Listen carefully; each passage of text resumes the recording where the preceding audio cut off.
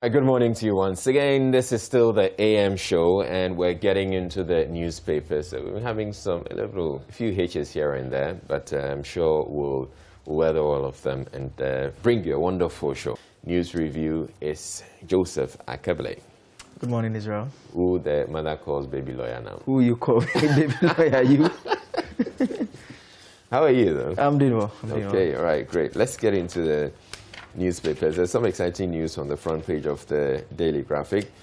Trunk roads dualization begins, will be completed in 2024. Roads Minister assures public. So apparently there's work ongoing to dualize some of the trunk roads. So there's a photo on the front page of the Daily Graphic. There's ongoing construction works at Kwafukrom along the Accra-Kumasi Highway. And they're saying that there's also work ongoing. He said currently the contractors were also working on the Accra-Kumasi, the Tema Aflao, the Tema Akosombo, the Accra Cape Coast, and the Fanko Kwafukrom Road. So many have complained that the failure to dualize most of these roads, which means that you have vehicles going against each other or driving opposite each other, is the cause of the many fatal accidents that we're having. And they explain that if you have two vehicles that are going by each side, where you have a median, so then the two lanes or the various lanes, those going and those coming, are separated. It's when there's a crash, then it means there's a vehicle that's going that you run into, or probably the vehicle that's parked that you run into. But if you're having them coming at each other and they run into each other, the impact is a lot greater, and that's why we have a lot more of the fatalities. So that's the rationale by those who are saying that we should dualize the roads, so that the vehicles are not, should they happen to be engaged in a crash, they're not crashing against each other. So yes, government says, or the transport minister, the roads minister says that is happening. So that's one main story. And he says, I want all contractors working on the trunk roads to double up, even if it will mean working in the night, because that is what is being done all over the world. The government is also making efforts to release money to the various contractors. Mr. Amakwata said, we want to avoid the terrible accidents being experienced in the country, he stressed. The minister said road crashes could not be prevented completely.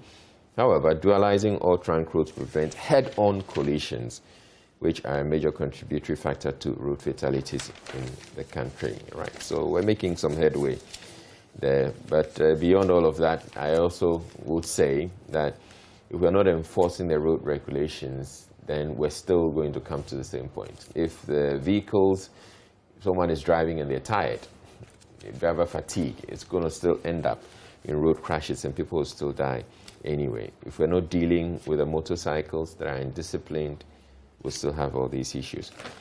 Okay, moving on. I'll bring you some African stories. 26 Nigerian school children killed in fire. That's tragic. Ethiopia risks descending into civil war. That's a UN warning that. And First National Bank warns consumers about new online fraud modus operandi. So that's here on page 9, and you may want to get a copy to read about that. But moving on, we go to page 16, $25 million to enroll 70,000 children in basic school.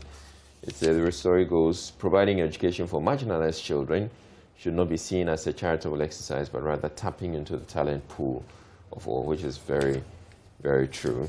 In politics, strategize to address unemployment challenges. That's Mahama, former President Mahama, urging government. It reads, in the interest of national development, the government could tap into the 1 million jobs initiative in the National Democratic Congress manifesto for the 2020 elections.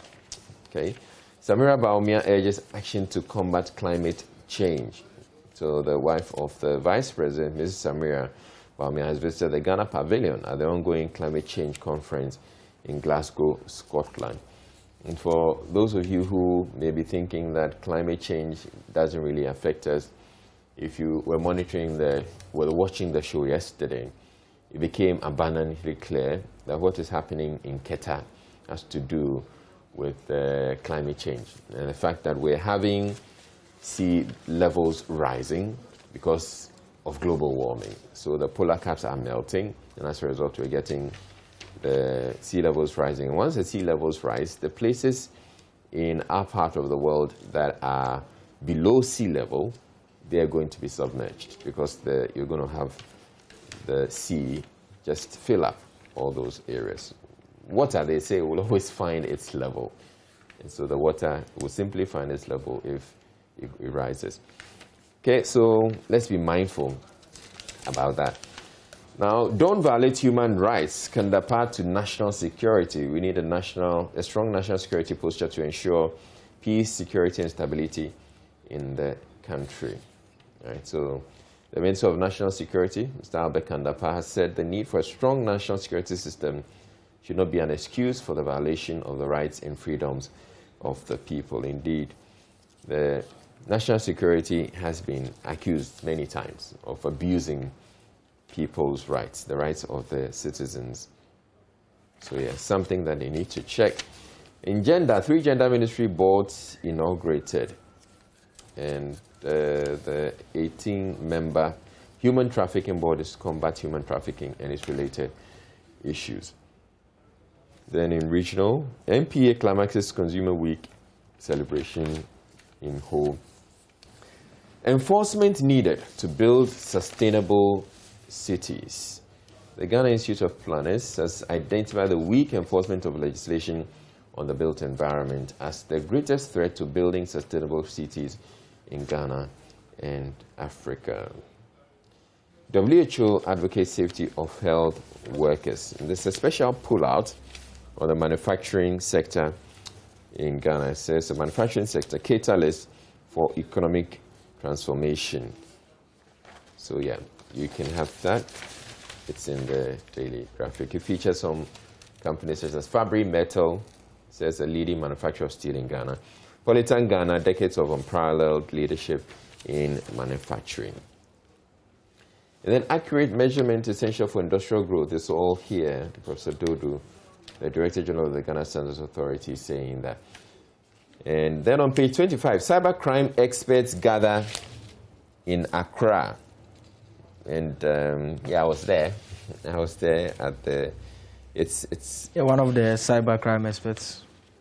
Okay, no, I'm not. Okay, I'm just trying to. You know how you said the cybercrime experts gather in Accra. Yeah, gather in Accra. You continue to say I was there. I was there as a moderator. Okay.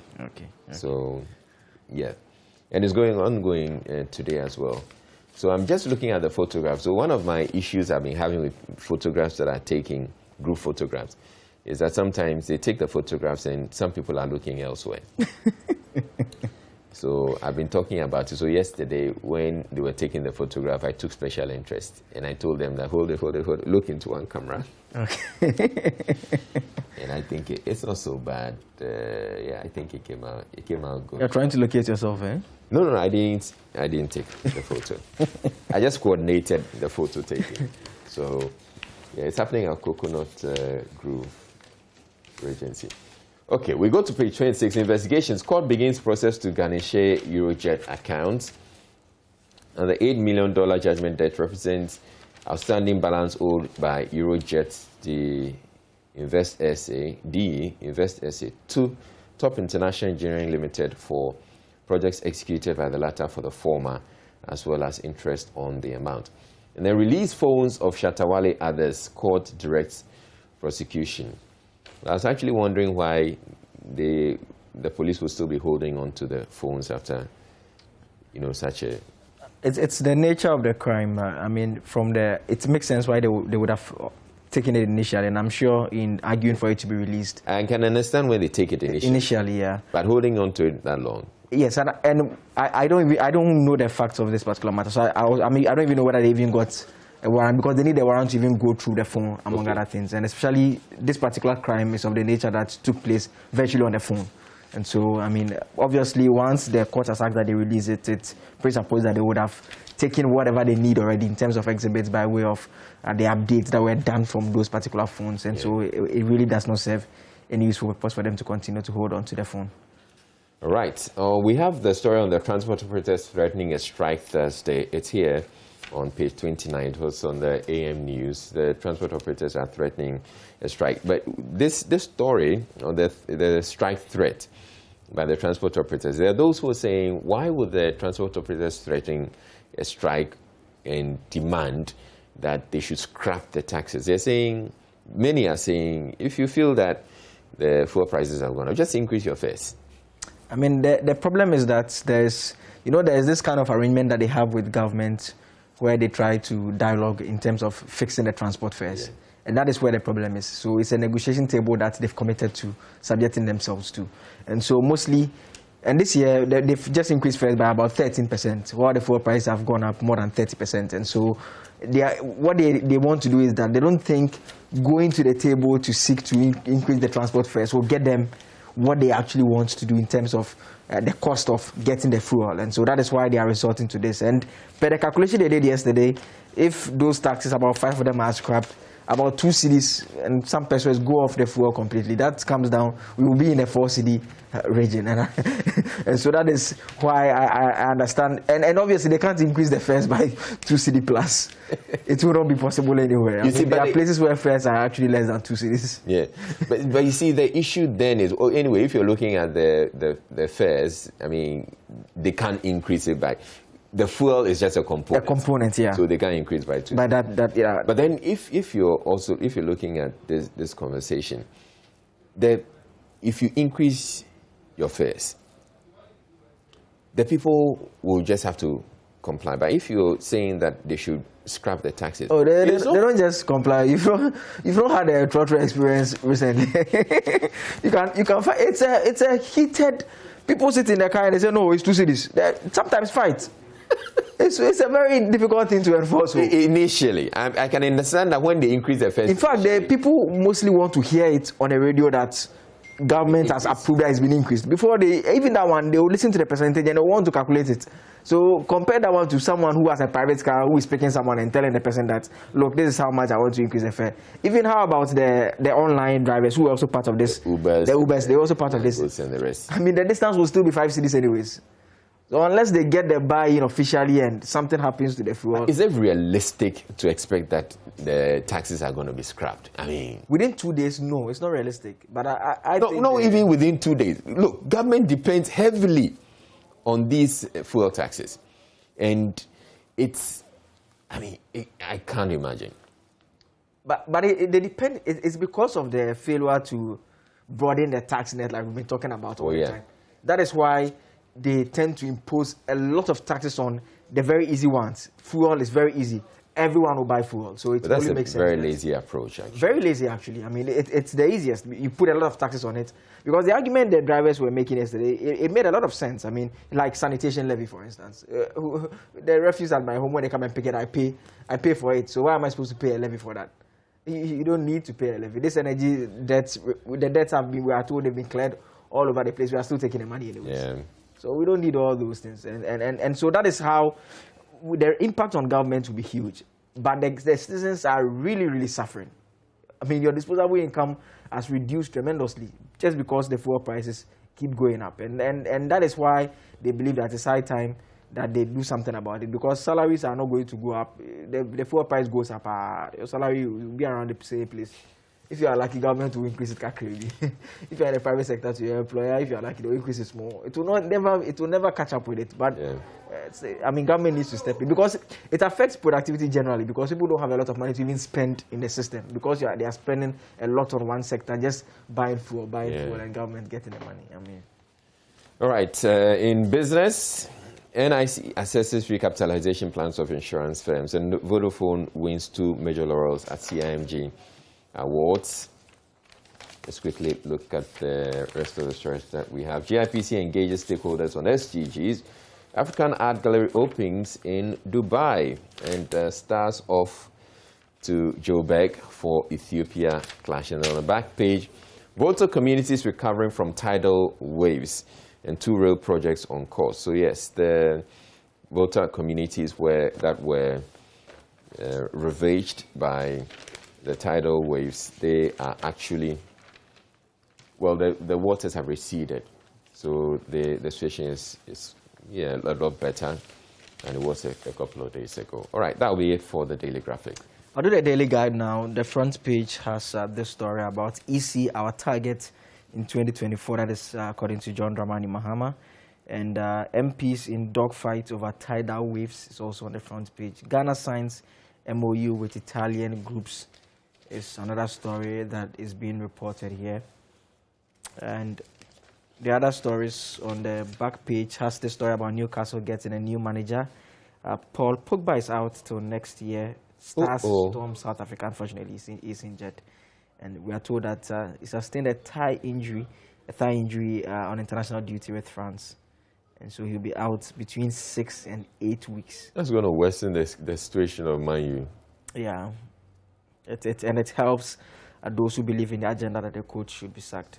They are weaker. Meanwhile, Xavi hits the ground running, sacks Koeman's men. That is the news from Barcelona, replacing the physio department. I mean, you can't have a club team where you have 11 players injured at the same time. Okay. So, right. Especially a lot of them, they got injured at the start of the season. In fact, Dembele was injured for many months. He came on for 20 minutes and he gets injured again. Ansu Fati was injured. He plays 2 games. He comes on again and he gets injured again. So the coach feels that there's something wrong. The physio department is incompetent. Either they are not recovering the players properly, or there's just something wrong. Including those who even handle their gyms, they've all been asked to step away. Interesting. Some other stories, page 14. I guess there's a familiar face. Oh, yes. Yeah. Mapitso Sebede to host Rhythms on the runway red carpet. Oh, wow. It's on Mapitso Sebede. Yeah. We are told she has been named as a host of the red carpet session of the 2021 edition of the music fashion show dubbed Rhythms on the Runway, which is on the theme The Masquerade. So details is on page 14. I'm keeping this paper for maps. So those are some main stories. I'll quickly do the front page of the Ghanaian Times. It says Ghana spends 14.5 billion from 2015 to 2020 to fight climate change. A story on page 16 of the Ghanaian Times. But court orders return of mobile phones of Shatta Wale and others. And the Catholic bishops express concern about waste misapplication of countries' resources is also on page 17. I'll share a bit of that with you. But the back page says government will fix roads. That's according to the roads minister. And it's from that bit about the dualization of some portions of the road.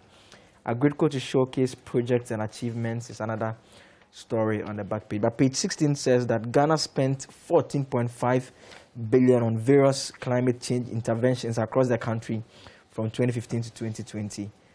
The amount which is from the national budget represents 3.94% of the country's total expenditure. That is according to Principal Economics Officer at the Ministry of Finance, Foster Abuaji Jimfi. So he made a presentation at a program on the sidelines of the COP26. He said the money was spent by the ministries, departments, and agencies on various climate change activities. I'm still looking for the specific activities. We are told that there was a bit about so Ministry of Sanitation, Water Resources, Gender, Children and Social Protection. They spent a bit on technology, innovation, and committed about 30% of their total expenditure to, yet again, climate change activities. Agric and food security, according to him, attracted the highest allocation since 2015. And so, I mean, I'm just looking for a direct activity that accounted for that, but it's just activities being... Yeah, but it's curious. So 14.51 billion cedis from 2015 to 2020. In 5 years. So we spent all that on... climate change. And we are told we actually need more. He said the country needed between 9.3 and $15.5 billion to implement 47 programs that were started by the NDC administration to deal with climate change between 2020 to 2030. So, yeah. Activities. But page 17, the Catholic bishops have been speaking. The president of the Catholic Bishops' Conference, Most Reverend Philip Name, he says the president expressed commitment by the president to protect the public purse. He says it's a promise which was welcomed by the citizens, but it seems to be an illusion now. He emphasized that the misapplication of the nation's resources by people in power had become an issue of concern. He's quoted as saying that, are those managing the public purse not concerned about the waste and misapplication of resources that belong to all Ghanaians? Can this be referred to as irresponsible use of power or lack of empathy and compassion?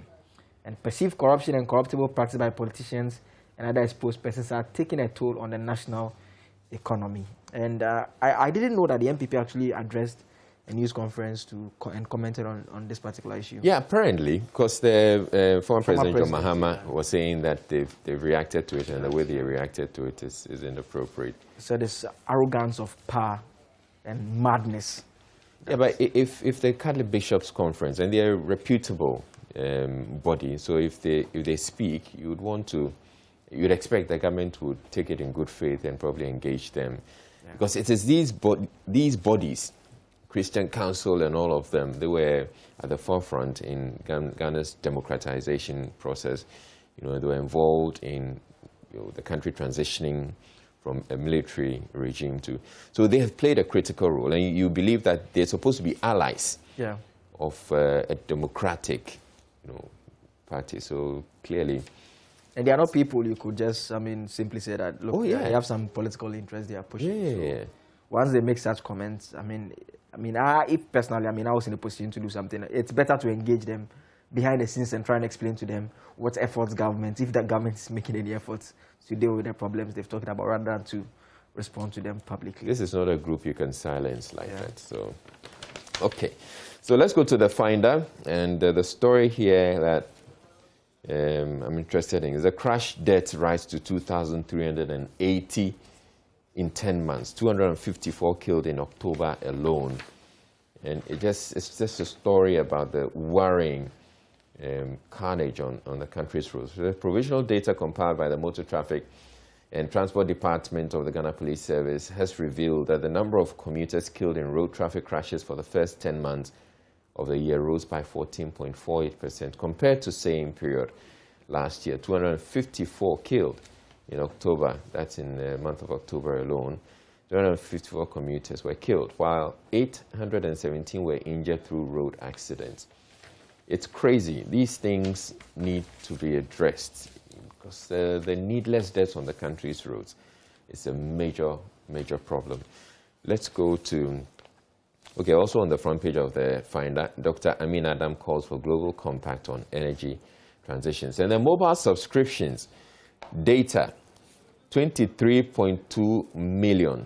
So there are 23.2 million SIM cards in circulation as for you being used for data. And then for voice, 41.4 million. That's clearly more than the population. And people are wondering... But anyway, there are people who have 2 or 3 SIM cards. I know someone who uses 5 mobile phones. 5 mobile phones? 5 mobile phones, yeah. But he always carries just one. And so if you have any of the 4 numbers, you are wasting your time. You check their course at the end of the day. Oh, okay. Yeah, he does business, and so he'll give you the other numbers. But the actual phone, that one is in their pocket all the time. That one is for the important business connections. Because, no, but why would he do that? He wants to give. He says he wants to give his contact out, but he wants to be reached when he wants to be reached, and so the numbers have to go to people that that I'm doing business with this person. I need this person to reach me. Okay. And not anyone who is just calling with any issue. So they will call. So when he checks, and so mostly when he calls, he says it makes sense that drop him a message so that when he checks in the evening and he sees the missed calls and it's an important message, he will get back to you. So that accounts for the disparity that we are looking at. Some of us, we just carry on. But I'm sure the re-registration, by the end of the process, the number may look a bit more. Even that, I'm told there's, I think, about 3 or so numbers. There's a bit of a limit on the number of SIMs that one person can hold at a time. So that will obviously deal with the number a bit. So we get to have a truer reflection of the number of SIMs that are actually in circulation. Okay, let's go to the Business and Financial Times. There's 1.3 trillion global MICE tourism market entices industry players as GTA hangs hope on future infrastructure for a slice of the market. I'll read you a bit of the story. It says the Ghana Tourism Authority, GTA, is seeking to prioritize infrastructure as the major attraction in the country's quest to position itself as the preferred meetings, incentives, conferences, and events, or MICE hub in West Africa. So that's the story. And then a COVID-19 adjusted economy will fail without strong SME sector. That's Dr. Edith Dankwa, the CIMG Woman of the Year. An EPA to partner Zoom Lion to ensure a clean Ghana. That'll be it for the Business and Financial Times. We'll have to go to my Joy Online and get to see the stories that we have there on the main page of the website. So if you can get my Joy Online, otherwise we can also look at the dailies as my Joy Online comes up. We can look at the front page of the Daily Dispatch quickly. Okay, my Joy Online. Okay, so on my Joy Online, MPP's response to the Catholic bishops is what we call the arrogance of power. That's former President Mahama saying that. And then scrap taxes to reduce fuel in 48 hours, or we will withdraw our services on Thursday. That's the 16 driver unions. And I found it interesting the way they intend to go about it. They said they will send the workers to work in the morning, and then 3 p.m. they will close. So then the workers will be stranded in the offices. Now, more than 200 homes destroyed in Volta region by tidal waves. That's NADMO saying that. NDC petitions IGP to probe extra ballot paper printing in 2020 election. Rotting Biheco, a ticking time bomb. Minority wants AG removed over 499 law students' admission issues. And Ghana Meteo warns of thunderstorms from late afternoon into the night. And government does not seem to know the level of poverty in Ghana. Catholic Bishops' Conference. The Catholic Bishops' Conference are being on a roll and ranting. I mean, essentially, they're speaking their minds. And I'm sure government is not very comfortable with that. K2 South MCE explains NADMO's delay in providing relief items to victims of tidal waves. So those are the stories on the front page on the main page of my Joy Online. You can get to my Joy Online and read a lot more about that. But coming up on the AM show, yes, we'll be talking a bit more about the law students' issues.